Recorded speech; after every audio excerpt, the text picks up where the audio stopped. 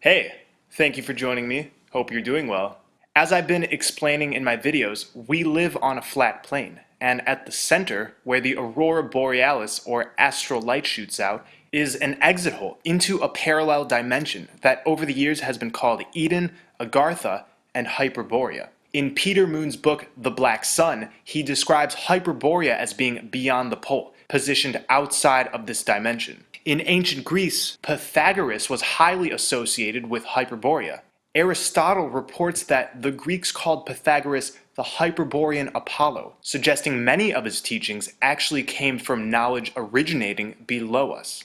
In Pythagorean teachings, the Earth itself geometrically unfolds from a void in the center. This unfolding of the universe from the void is simply the function of the black sun. The black sun is the void of creation itself. Robert Flood once said, "Man is a whole world of its own, called microcosm, for it displays a miniature pattern of all the parts of the universe."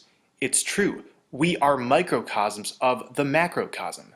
Within every cell and molecule of our bodies dwells a miniature black sun. The black sun itself is the womb of potentiality that is the source of all life.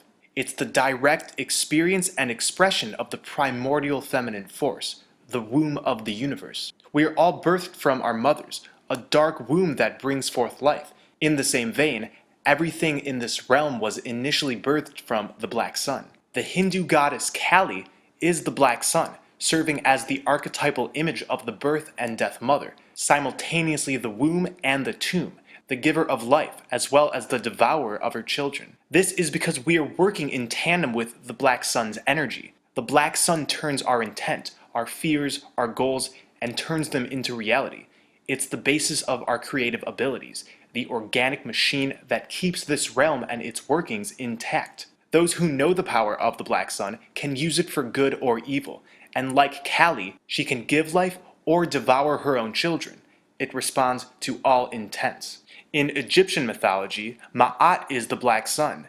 To the Egyptian mind, Ma'at bound all things together in an indestructible unity. The universe, its workings, and the individual were all seen as parts of the wider order generated by Ma'at.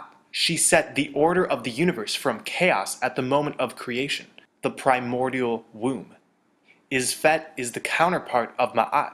Isfet and Ma'at are like two parts of the same. One could not exist without the other. Ma'at is truth and order. Isfet is injustice and chaos.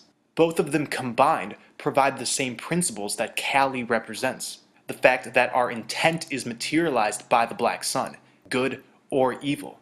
The Egyptian coffin texts explain that you must be cleansed of Isfet in order to be reborn into Duat. This is akin to the flaming sword protecting Eden, explained in the Bible, and Heimdallr in Norse mythology, who protects the Bifrost Bridge to Asgard. One can only pass with true divine intent. This is why me and my blood brethren are aligning ourselves with the intent to bring forth heaven on earth. We're uploading it to the internet, which is directly connected to the etheric plane. Anybody with this divine intent will be allowed to pass the flaming sword at the center of our plane. So we must be cleansed of Isfet, or injustice, in order to be reborn into Duat. Duat is the underworld, the world underneath, where gods and other supernatural beings reside. It's the same thing as Asgard, paradise of the gods, just in a different mythology. It's said that those with balanced hearts would be led by Ma'at to Osiris and be permitted to join with the celestial goddesses and gods for all eternity.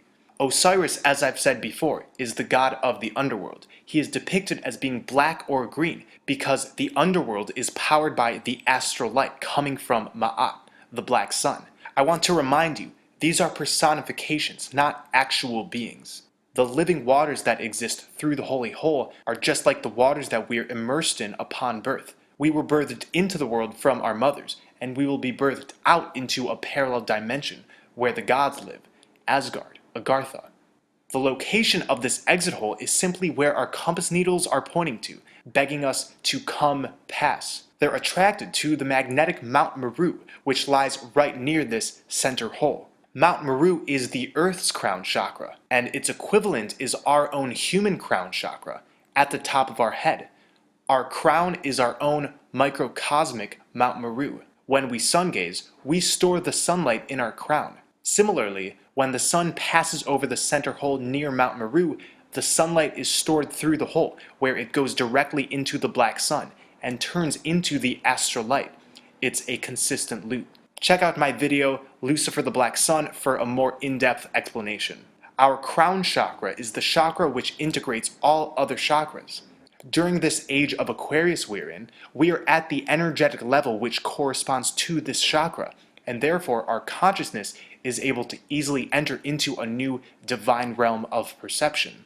Funny enough, in Sanskrit, the spine is called the Meru.